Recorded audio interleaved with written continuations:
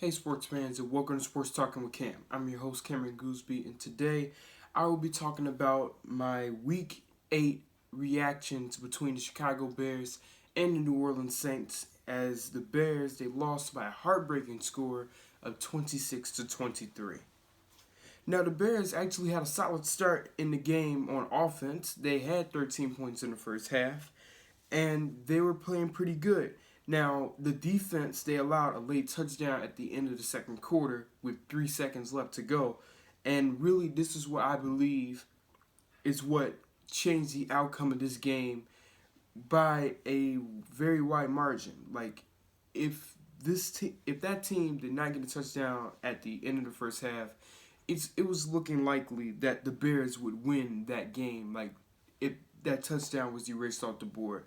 So Bears just simply need to get better at the 2 minute defense and the 2 minute offense. Like they just need to simply get better in that type of situation of football.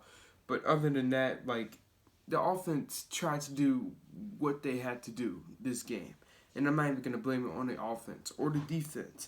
And the defense they had some mistakes and the offense had some mistakes, but if they simply clean that up, then I think they'll be fine. Am I pissed? Yes, I'm pissed, but no, I'm not gonna be overreacting. Like we didn't embarrass ourselves on national television. That was the main difference. At least the offense put some points on the board, and the defense didn't look weak out there. It's just small mistakes that the Bears just need to simply iron out. And then, really, the highlight of the day was really when the brawl happened.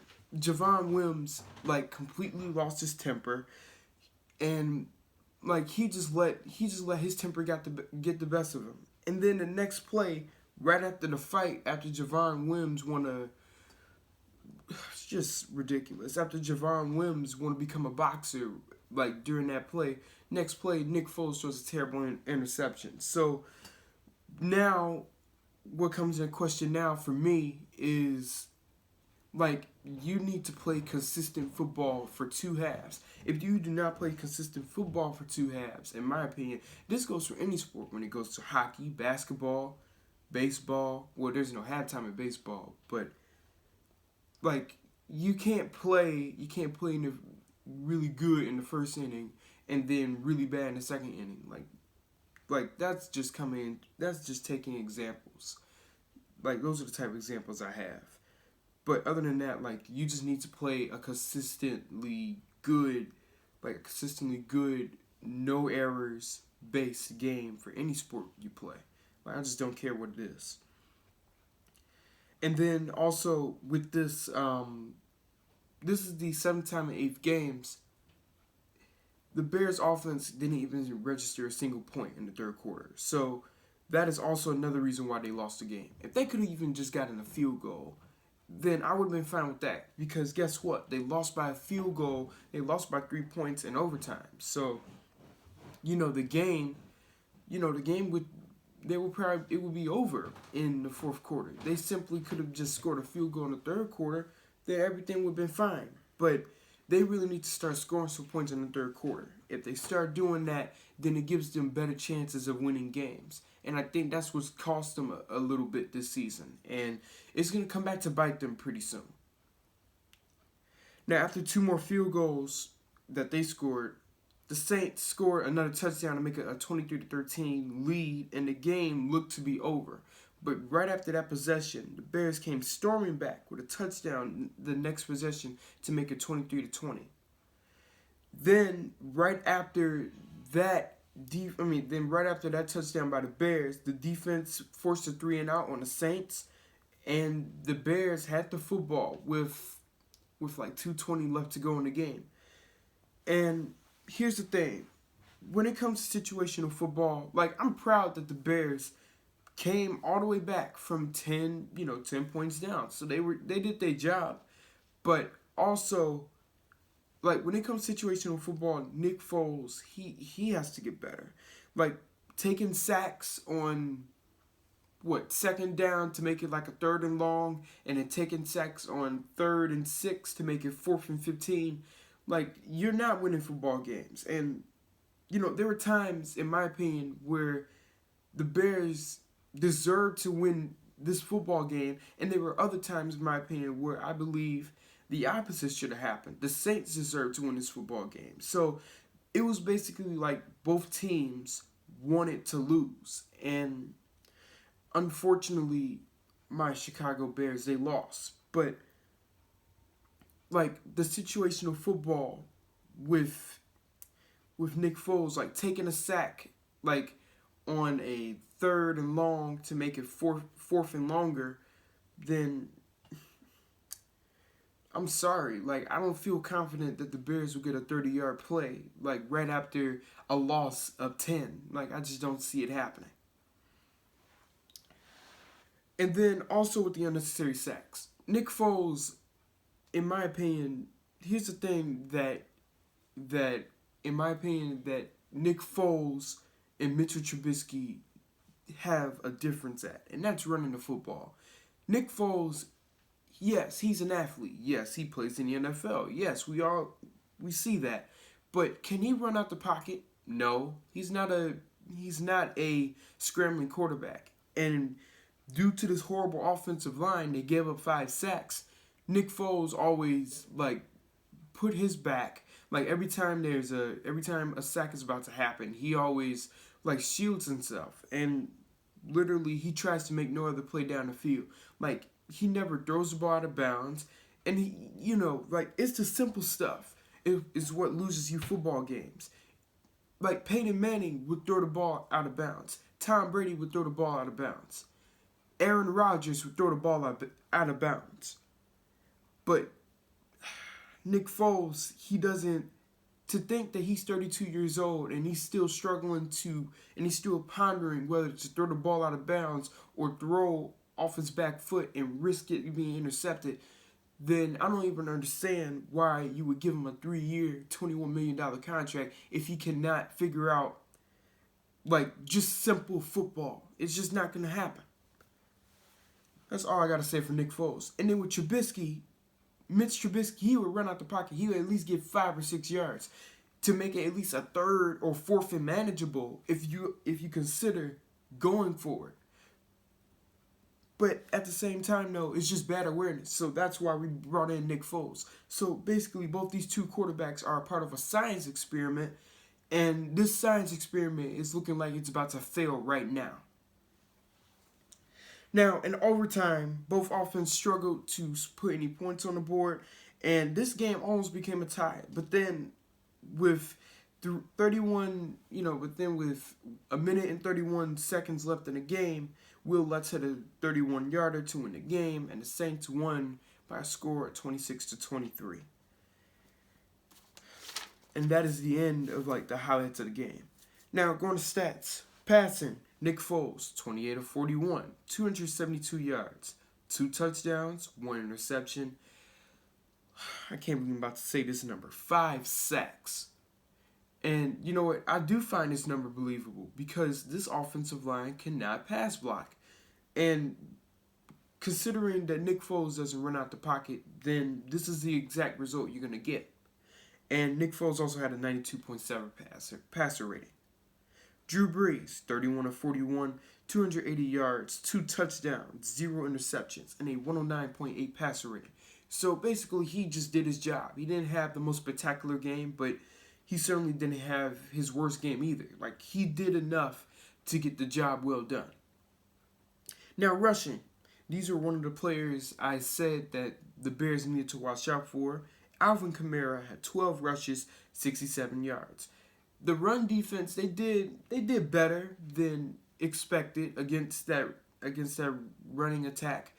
But in all honesty, just keep doing what they're doing, and they'll be fine. Taysom Hill, Wildcat QB of the Saints, he also had 5 rushes for 35 yards. So, yeah, they just need to go on and just improve on the run defense. I've been saying science snacks for how long, and it's really starting to show. Now, heading into Chicago's rushing, David Montgomery, 21 rushes, 89 yards. He did a pretty good job today. not today, but last Sunday. He did a pretty good job on last Sunday, and he tried clearing up some space. Now, Mitchell Trubisky, 1 rush, 3 yards. Now, you're beginning to wonder, why the hell are you talking about Mitchell Trubisky? He only had 3 yards.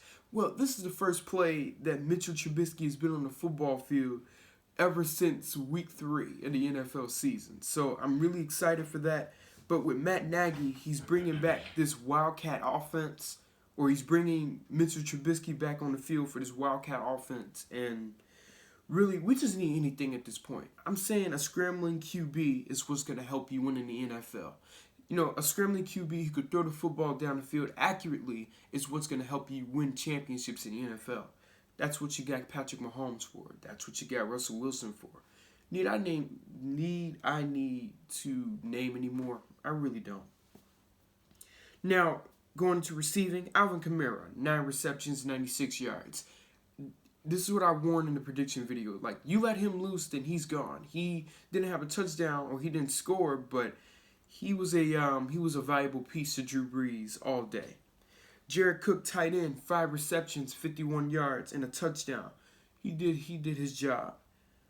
And then Taysom Hill, that Wildcat quarterback, also had a touchdown reception. He had it for 2 receptions and 30 yards and a touchdown. And Drew Brees did just enough to help them win the game. Now, going to Chicago's receiving, Allen Robinson, 6 receptions, 87 yards, and a touchdown. Anthony Miller, 8 receptions, 73 yards. So, finally, that guy showed up. I'm happy that he showed up. But he did drop some balls down the stretch. And, you know, you simply just can't choke under pressure on national television. You just can't do it and expect to win.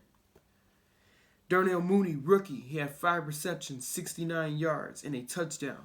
I am really proud of this kid. I think he can be a really good player in the NFL. And, you know, he's a speedster. So, like, look for Nick Foles to look for him as a weapon down the field. I think he could be a really good, wide receiver in this league.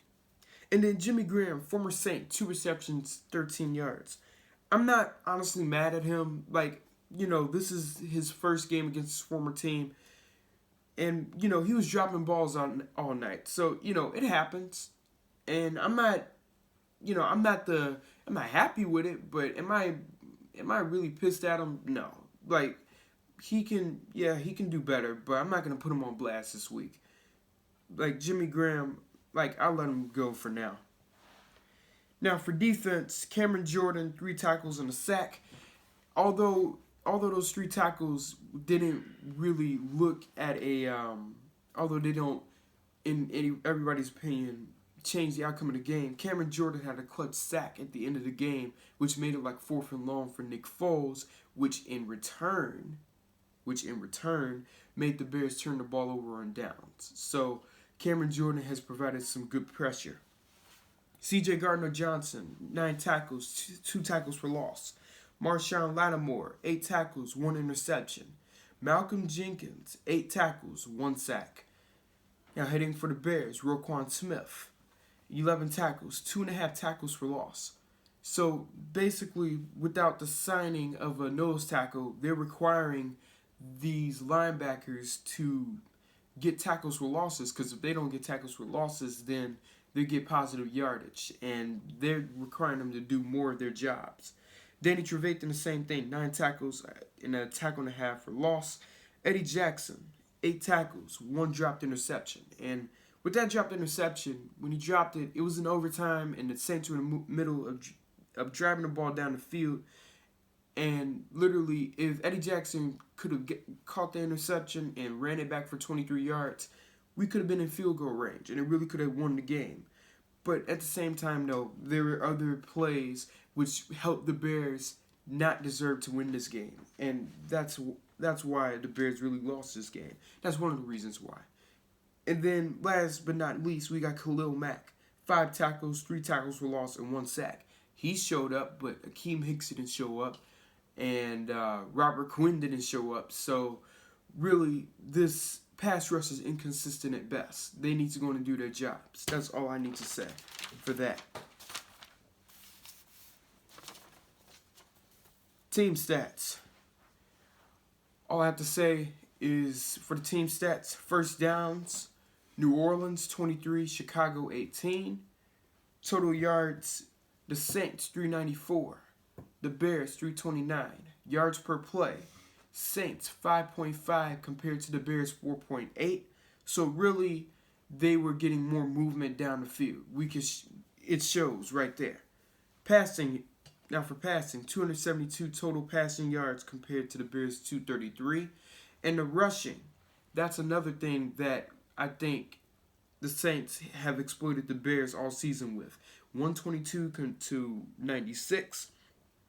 And then yards per rush, 4.1 to 4.2. So the Bears had a slight advantage in that, but they need to run the football more. And the Bears played outside of the Javon Wims fight. They played pretty disciplined. They had 7 penalties for 53 yards committed compared to the Saints 5 penalties committed for 45 yards. And that one turnover by the Bears is what really cost them. Now, concluding my video, I would like for you guys to leave a like, leave a comment, subscribe, and hit that notification bell. And I will see you guys later with my prediction video. And as always, go Bears.